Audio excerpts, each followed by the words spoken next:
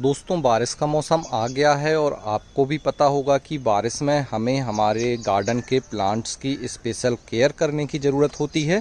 तो मैं आज आपको कुछ 10 ऐसे पॉइंट बताने वाला हूं जिनकी मदद से आप अपने प्लांट्स को इस बारिश के मौसम में भी हरा भरा बनाए रख सकते हैं, साथ में उनसे ढेर सारे फल और सब्जियां ले सकते हैं। नमस्कार दोस्तों, मेरा नाम है दीपक और आप देख रहे हैं terrace and gardening YouTube channel. यदि आप हमारे चैनल पर नए हैं और आपने अभी तक हमारे चैनल को सब्सक्राइब नहीं किया है तो इसे सब्सक्राइब जरूर कर लें और बेल आइकन को भी प्रेस कर दें ताकि मैं जो भी इस तरह का नया वीडियो अपलोड करूं उसका नोटिफिकेशन आपको सबसे पहले मिल जाए। दोस्तों, जैसे ही बारिश आती है और हमारे गार्डन में ढेर सारे काम हमारे स्टार्ट हो जाते हैं, पौधों की ग्रोथ भी काफ़ी तेज़ी से होने लगती है। इस समय कुछ ज़रूरी बातों का ध्यान रखना हमें बहुत इम्पोर्टेंट हो जाता है, क्योंकि अगर आप उन पॉइंट्स को इग्नोर करेंगे तो हो सकता है आपके पौधे मर जाएं। जैसे कि कई बार गमले में पानी भरा रह जाता है तो ओवर वाटरिंग से हमारे पौधे मर जाते हैं। और दूसरा, कुछ ऐसी टिप्स हैं या जिन्हें कहें कि केयर हैं जो कि बारिश के समय में करना बिल्कुल मस्ट हो जाता है, मतलब इन्हें आपको ज़रूर करना चाहिए। तो आज मैं आपके साथ उन्हीं 10 पॉइंट को डिस्कस करूंगा। साथ में मैं बताऊंगा कि बारिश के मौसम में अपनी सब्जियों को हरा भरा रखने के लिए आप कौन सा फर्टिलाइज़र इस्तेमाल करें। देखिए, ये फर्टिलाइज़र रखा है, हम इस पर भी बात करेंगे। तो जल्दी से हम स्टार्ट करते हैं उन 10 पॉइंट्स को जिन्हें आपको अपने बारिश के मौसम में पौधों को केयर करने के लिए इस्तेमाल करना है और उनकी अच्छे से केयर करनी है। तो दोस्तों, जैसे हमने गर्मियों के मौसम में बात की थी, जो भी हमारे फ्रूटिंग प्लांट हैं या नॉर्मल सब्जियों के पौधे हैं उनमें हमने मल्च की थी, मल्चिंग जो होती है मल्चिंग की थी। तो मल्चिंग में हमने इस तरह से देखिए पत्तियों का इस्तेमाल किया था। और अब हमें क्या करना है, बारिश के मौसम में सारी पत्तियों को हटा देना है, क्योंकि जब बारिश होगी तो आपकी ये जो पत्तियां हैं जो हमारे गमले की मिट्टी के ऊपर रखी हुई हैं, ये क्या होंगी, गीली रहेंगी ज़्यादा देर तक। और कंटिन्यूस बारिश होने पर इनमें फंगस आने का डर होता है। ज़रूरी नहीं है कि फंगस आए, आप चाहें तो इस तरह से स्टेम से पत्तियों को दूर भी कर सकते हैं, लेकिन मैं सजेस्ट करूंगा कि आप इन पत्तियों को इस तरह से हटा दीजिए। और हटाने के बाद जब ये पत्तियां आपको मिलेंगी तो इन्हीं पत्तियों का आप लीफ मोल्ड बना सकते हैं। तो इन्हें किसी भी एक ऐसी ट्रे में स्टोर करना है आपको, जहां पर आप इन्हें इसमें जो है पानी लगता रहे, तो ये पत्तियां धीरे धीरे इस तरह से डिकम्पोज हो जाएंगी और आपके पौधे के लिए बहुत अच्छी लीफ मोल्ड तैयार हो जाएगी। तो देखिए, इस तरीके से हमने ये पत्तियों को हटा लिया है। और अब इन पत्तियों का क्या करेंगे, हम हमारी जो लीफ मोल्ड हम तैयार कर रहे हैं, हम उस ट्रे में इन पत्तियों को डाल देंगे। तो इससे हमारे 2 फायदे हो गए। एक तो गर्मियों में हमारे पौधों में मल्चिंग हो गई इन पत्तियों से, और अब हमारी जो है इन पत्तियों से खाद बन जाएगी जो कि हम विंटर के समय में इसे इस्तेमाल कर लेंगे। तो ये हमारी देखिए इस तरीके से लीफ मोल्ड बन रही है पत्तियों की, और इसके ऊपर हम इस तरीके से इसे डाल देंगे। और डालने के बाद आपको इस पर कोई भी वजन रखना है, जैसे कि आप देख सकते हैं हमने ये टाइल्स का टुकड़ा रख दिया है। तो पहला पॉइंट हमारा ये था, आपको अपने जो भी पौधे हैं, जो भी गमले हैं जहां आपने मल्च किया हुआ है, आपको उसे हटाना है। दूसरा जो इम्पोर्टेंट पॉइंट है कि अगर आप देख रहे हैं कि आपके पौधों में कुछ वीड या दूसरे पौधे उग रहे हैं तो आप उन्हें भी हटा दीजिए। और उन्हें आपको हटाना है बिल्कुल नीचे से। देखिए, जैसे ये छोटे हैं अभी, जब ये बड़े हो जाएंगे तो हम इनको नीचे से हटा देंगे। तो जो भी बीड घास वगैरह दिखे आप उन्हें हटा दें। पीछे ये तुलसी का पौधा है इसलिए हम इसे नहीं हटा रहे हैं। और इस तरह से सारे पौधों की हम निकाल देंगे यहाँ से पत्तियाँ। इसके बाद दूसरा पॉइंट आता है जो सबसे इम्पोर्टेंट है, वह होता है प्रूनिंग का। तो प्रूनिंग में आपको करना क्या है कि जैसे हमने हार्ड प्रूनिंग ज़्यादातर गर्मियों के समय करते हैं, लेकिन आप गर्मियों में नहीं कर पाए हैं तो आप अभी भी अपने पौधों की हार्ड प्रूनिंग कर सकते हैं। हार्ड प्रूनिंग में देखिए इस तरह से टिप को काट दिया जाता है और फिर उससे नई ब्रांचेस निकल के आती हैं। ये देखिए, ये मेरा नींबू का पौधा लगा हुआ है एक पॉट में, देखिए नीचे ये पॉट है, और इसकी मैंने हार्ड प्रूनिंग की थी अभी। और फिर आप देख सकते हैं जैसे यहाँ से ब्रांच कट की तो 1 2 3 4 5 कितनी सारी इसमें सब ब्रांच आने लगी और पौधा पूरा ग्रीन है। तो अभी इसमें ये काम कर देंगे आप प्रूनिंग का। तो आप देख लीजिए, सॉफ्ट प्रूनिंग, हार्ड प्रूनिंग, जो भी प्रूनिंग ज़रूरी है वो कर दीजिए। इससे आपके पौधों में नई ब्रांचेस आएंगी और फिर विंटर के सीजन में इसमें ढेर सारे फ्रूट लगेंगे। नेक्स्ट जो हमारा पॉइंट आता है वो है हमारे गमलों में पानी तो नहीं रुक रहा है, ये चेक करना। अगर पानी रुकेगा तो आपके पौधे ओवर वाटरिंग से मर जाएंगे। जैसे कि आप ये लेमन का प्लांट देख रहे हैं, तो देखिए ये हमारा गमला है और इसमें हमें चेक करना है कहीं इसमें पानी तो नहीं रुक रहा है। अगर पानी रुक रहा है इन केस, तो आपको सबसे पहले इसे इस तरीके से झुकाकर इसका जो एक्स्ट्रा पानी है वो निकाल देना है और फिर आपको किसी भी टूल्स की मदद से इसमें छेद करने हैं ताकि जो मिट्टी है उसमें जगह बन जाए पानी को नीचे जाने के लिए। और फिर चेक करने हैं कि इसके जो ड्रेनेज होल हैं वो सही हैं कि नहीं। पॉट के ड्रेनेज होल चेक कीजिए कहीं ब्लॉक तो नहीं हुए हैं। और फिर सबसे इम्पोर्टेंट काम, नीचे आपको इस तरह से ड्रेनेज मैट रखनी है। आप चाहें तो इस तरह से मैट रख लीजिए या फिर टाइल्स के टुकड़े, लकड़ी के गत्ते, जो भी आपके पास अवेलेबल हैं आप उन्हें रख सकते हैं। इस तरह की मैट आप हमारे गार्डनिंग स्टोर organicbazaar.net से खरीद सकते हैं और ये मैट कंबाइंड भी हो जाती है, एक एक करके आप इसे जोड़ भी सकते हैं। तो इस मैट को रखने पर पानी नीचे से इजीली निकल जाता है और ड्रेनेज होल ब्लॉक नहीं होते। तो ये काम ज़रूर करें। जो भी पौधे हैं उन्हें चेक कर लें एक बार कि उनमें किसी भी तरह का पानी उनके गमलों में तो नहीं रुक रहा है और नीचे इस तरह से ड्रेनेज मैट रख दें या जो भी आपके टाइल्स के टुकड़े या जो भी आपके पास सामान है उससे गमले को थोड़ा ऊपर उठा दें। इसके बाद जो नेक्स्ट पॉइंट हमारा आता है वह आता है स्टिक। आप देख रहे होंगे कि जैसे ही बारिश होती है तो हमारे पौधे एक तरफ झुकने लगते हैं वजन के कारण, क्योंकि उनके पत्तियों में पानी का वेट आ जाता है। तो इस वेट को वो संभाल नहीं पाते और फिर वो पौधे झुकने लगते हैं। जैसे कि आप ये देख रहे हैं मेरा गुआवा का प्लांट लगा हुआ है और देखिए हमने इसमें एक स्टिक लगाई है और इस स्टिक से इसको बांध दिया है और ऊपर भी अब हमें इसे बांधना है और स्टिक भी थोड़ी बड़ी लगानी पड़ेगी, वरना ये जो आप देख रहे हैं इसकी टॉप की जो स्टेम है ये झुकने लगी थी। तो आपको अपने पौधों को चेक करना है कि किस पौधे को सहारे की ज़रूरत है। यदि उसे सहारे की ज़रूरत है तो आपको बिल्कुल स्टिक लगानी पड़ेगी।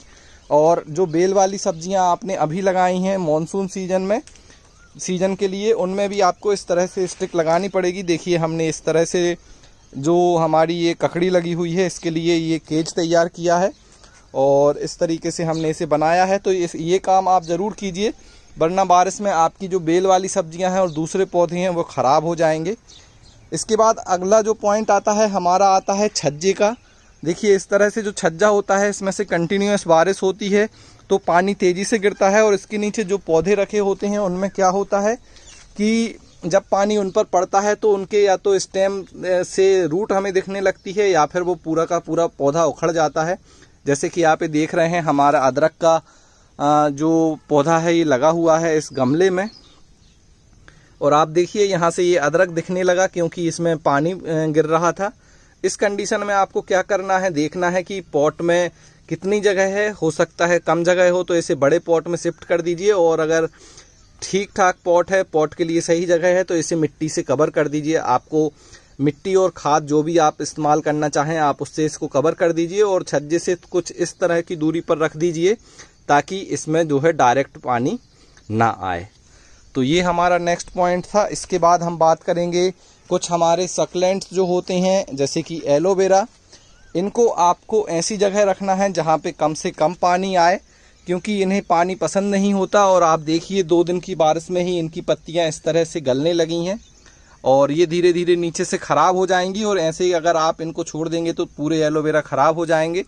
तो इन्हें ऐसी जगह रख लें जिस एरिया में पानी कम आता हो, या फिर अपने टेरेस या बालकनी में ऐसी जगह बना लें जिससे इन पर डायरेक्ट जो है बारिश का पानी ना पड़े, वरना सारे एलोवेरा के पौधे ख़राब हो जाएंगे। तो इन्हें मैं आज ही शिफ्ट कर दूंगा। तो ये मेन पॉइंट थे जो कि अभी आपको करने चाहिए। इसके बाद बात करते हैं खाद की कि आपको कौन सी ऑर्गेनिक खाद देनी है, बारिश के समय में कैसे देना है ताकि आपके पौधे हरे भरे बने रहें और उनसे ढेर सारी आपको फ्रूटिंग मिल सके। तो चलिए खाद के बारे में बात कर लेते हैं।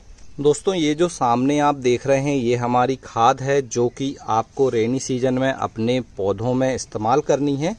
और इस खाद में मैंने ये जो आप सामने देख रहे हैं ये गोबर की खाद है, पूरी तरह से डिकम्पोज हो चुकी है। इसका इस्तेमाल करना है आपको।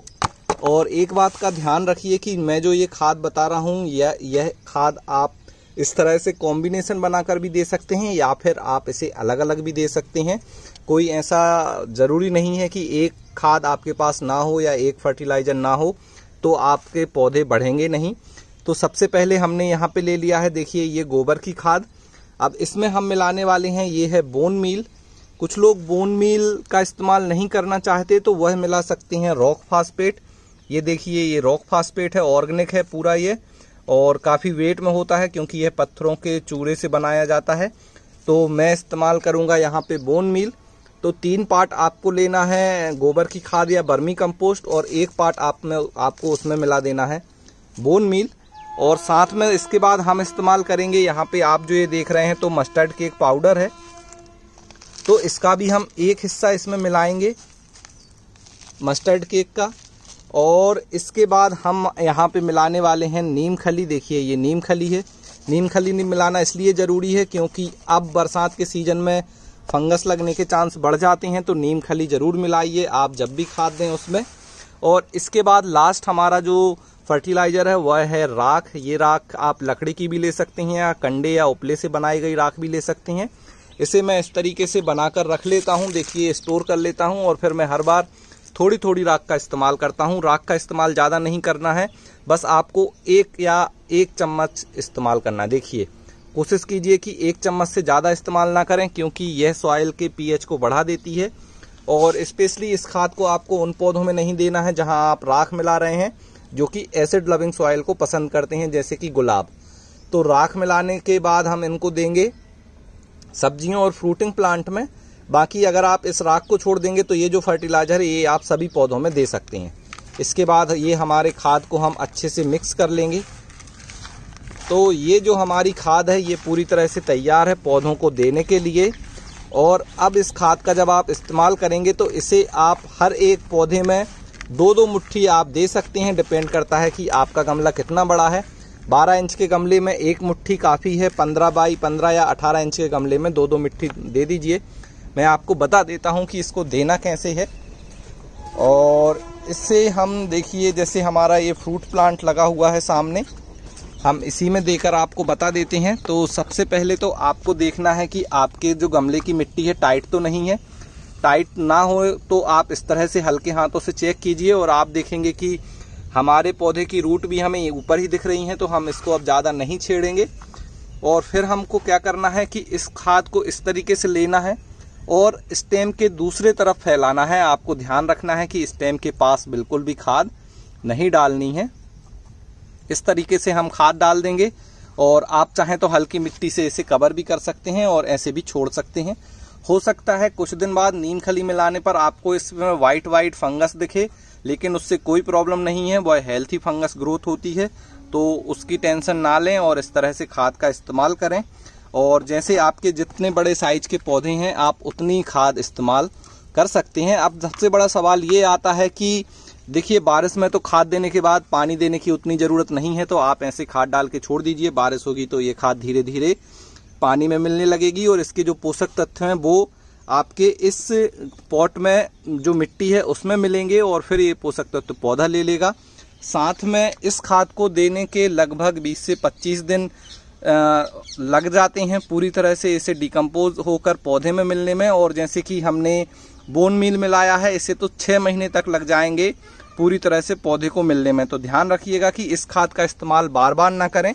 जो सबसे ज़्यादा सवाल आते हैं कि इसे कब कब देना है, कितनी बार देना है, तो आप इस खाद को अपने पौधों में हर 1 महीने में 1 बार दे सकते हैं। और इसके बीच में आप 15 दिन में इसी खाद का लिक्विड फर्टिलाइज़र बना सकते हैं। इसी को पानी में, बस आपको ये खाद आपने बनाई इसमें पानी डाल दीजिए, जैसे कि आप ये निशान देख रहे हैं, हम इसमें कंपोस्ट ही बनाते हैं। पानी डाल दीजिए और रख दीजिए इसे पानी में 3 से 4 दिन। जब ये अच्छे से सोख हो जाएगा तो उसे छानकर आप 15 दिन में 1 बार लिक्विड खाद दे सकते हैं। साथ में आप सीवीड फर्टिलाइज़र और भी जो लिक्विड खाद आते हैं उनका इस्तेमाल भी आप ऑर्गेनिक जो खाद हैं कर सकते हैं। तो इस तरह से जब आप अपने पौधों की केयर करेंगे और उन्हें खाद देते रहेंगे तो आपके पौधे इस रेनी सीजन में भी काफ़ी अच्छे बढ़ेंगे और आपको उनमें से ढेर सारे फ्रूट और जो है सब्जियां हार्वेस्ट करने को मिलेंगी। तो दोस्तों ये तो था आज का वीडियो, जिनमें हमने कुछ 10 ऐसे पॉइंट्स को डिस्कस किया जिनकी मदद से आप अपने गार्डन के पौधों को इस बरसात के सीज़न में भी हरा भरा बनाए रख सकते हैं और उनसे ढेर सारी फल और सब्जियां ले सकते हैं। साथ में जो मैंने ड्रेनेज मैट आपको बताई है इसका लिंक मैं आपको डिस्क्रिप्शन में दे दूंगा, तो वहां जाकर आप इसे खरीद सकते हैं और देख सकते हैं कैसे इस तरीके से ये आपको मिलेगी। तो डिस्क्रिप्शन में आपको लिंक मिल जाएगा, वहां पर आप देख लीजिए। काफ़ी अच्छा प्रोडक्ट है और गार्डनिंग करने वालों के लिए, स्पेशली टेरेस गार्डनिंग करने वालों के लिए काफ़ी फ़ायदेमंद भी है। तो दोस्तों आज के वीडियो को लाइक ज़रूर करें, इसे शेयर करें और देखते रहें terrace and gardening YouTube channel. मिलते हैं किसी अगले वीडियो में, तब तक के लिए हैप्पी गार्डनिंग।